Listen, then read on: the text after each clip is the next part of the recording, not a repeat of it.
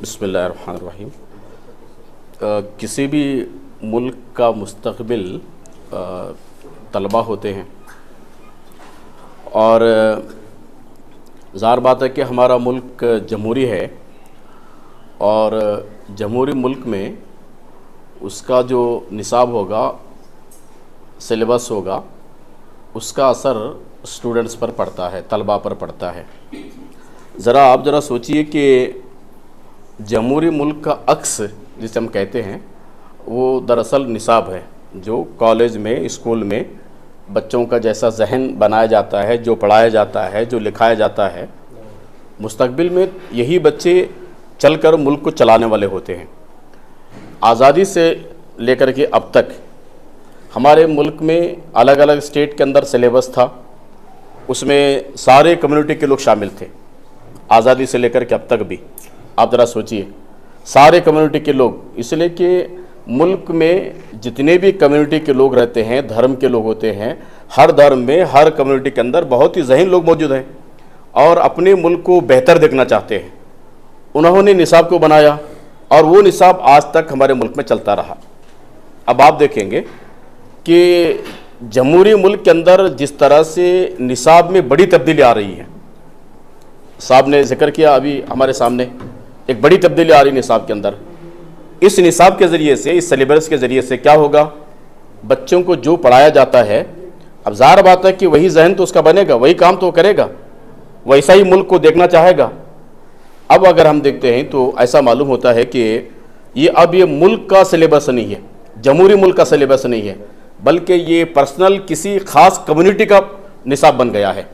हमें ये कहने में कोई ये नहीं है कि ये ऐसा मालूम होता है कि ब्राह्मणियत जिस तरह से उभर कर आ रही है और आज़ादी के लिए जिन लोगों ने काम ही नहीं किया, जिनका कोई योगदान नहीं है, ऐसे लोगों के सबक पढ़ाने के लिए निकल पड़े हैं।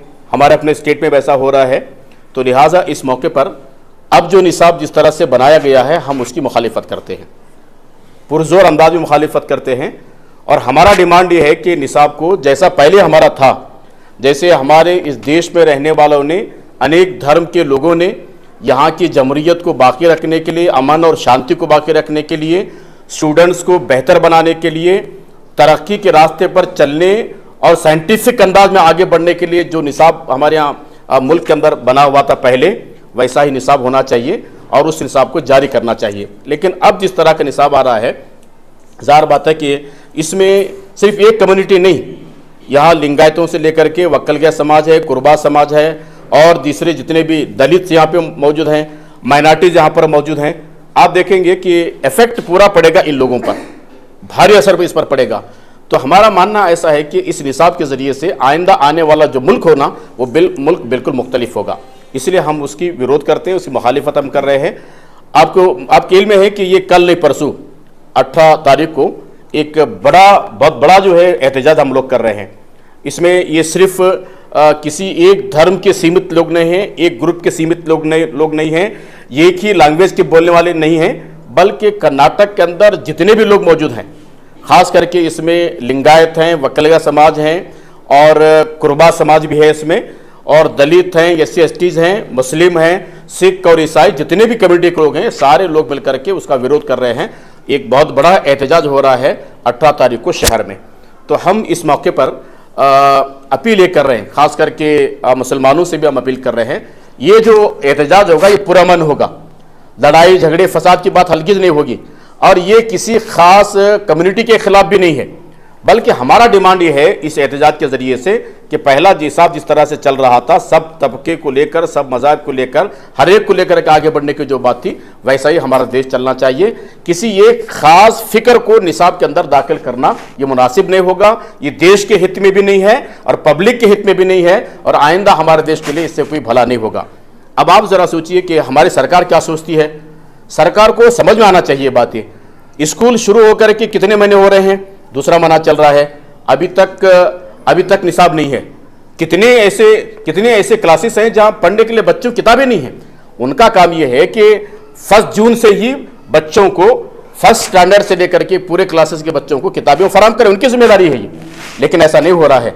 अब जो निसाबी कमेटी बनी हुई है, साहब ने भी जिक्र किया इसका, कौन लोग बताइए इसमें किस तबके के लोग हैं, कौन लोग हैं, कितने पढ़े लिखे लोग हैं, कैसे कितने ज़हीन लोग हैं। तो इस तरह से कम्युनिटी को बिल्कुल नज़रअंदाज कर दिया गया, मुख्तलिफ कम्युनिटी के लोगों को। तो हमारा डिमांड ये है कि निसाब कमेटी के अंदर भी सारे कम्युनिटी के लोग रहना चाहिए। और आपको मालूम होगा कि हम कहते हैं कि महिलाएं 50% है हमारे देश की, है ना। महिला का योगदान है कि नहीं हमारे यहाँ समाज में, है नहीं बोलिए। समाज को बनाने में महिलाओं का बड़ा रोल है, लेकिन निसाब कमेटी के अंदर कोई महिला नजर नहीं आती है। कैसे हम बताइए, जरा सोचिए किस तरह का देश बनाना चाहते हैं, कैसा निसाब बनाना चाहते हैं, क्या देना चाहते हैं पब्लिक को। तो लिहाजा हमारा डिमांड ये है कि निसाब कमेटी के अंदर भी सारे कम्युनिटी के लोग रहना, उसमें कोई महिला होना चाहिए। और निसाब जो है जमहूरियत का अक्स है, जैसे मैंने कहा जमहूरियत का अक्स है, उसके मुताबिक चलना चाहिए। तो हम इस मौके पर अपील करते हैं कि कल नहीं परसों का जो एहतजाज हमारा है उसे कामयाब करने के लिए मिलजुल करके काम करने की ज़रूरत है। और उस वक्त तक हमारी ये जद्दोजहद जारी रहेगी जब तक कि हमारे जो डिमांड्स है उसे पूरा ना करें। और ये यूसुफ कन्नी साहब के ज़रिए और मुकुंद साहब के ज़रिए जो बातें आ चुके हैं सब, हमारा ये स्ट्राइक जो होने जा रहा है 18 तारीख 11 बजे से, तो इसमें हमारा 3 डिमांड्स हैं। सबसे पहला डिमांड्स ये है कि जो चक्रतीर्थ समिति जो हुकूमत ने बनाई है, इस समिति ने जो सिलेबस को यहाँ पर हुकूमत को देकर उसका इम्प्लीमेंट जो हुकूमत ने किया है, हमारा पहला डिमांड यह है कि उस किताबों को हुकूमत वापस लेना चाहिए, पहला डिमांड। और वो वापस लेने के साथ पहला जो सिलेबस था वही सिलेबस को बरकरार रखना चाहिए। हमारा दूसरा डिमांड ये है कि यहाँ ये हल्के को एक नज़म दिया गया था और एक परचम दिया गया था, इसमें भी उन्होंने गुस्ताखी कर कर उसका जो सूरत बिगाड़ दी है, उसका जो इज्जत बेइज्जत किए गए हैं, तो वो जो भी किए हैं उनको कानून के तहत उनको अरेस्ट होना चाहिए। ये हमारा दूसरा डिमांड है। और तीसरा डिमांड ये है, जो यहाँ के एजुकेशन मिनिस्टर जो है वो जब यहाँ ओहदा संभाले उस दिन से एजुकेशन में, कॉलेजेस में, स्कूल्स में लड़कियों के साथ वो बहुत गद्दारी का काम किया है। हम इस गवर्नमेंट से अपील करते हैं, सीएम बोम्मई साहब से ये अपील हमारा है इस एहतिजाज के मुताबिक कि उनको डिसमिस किया जाए।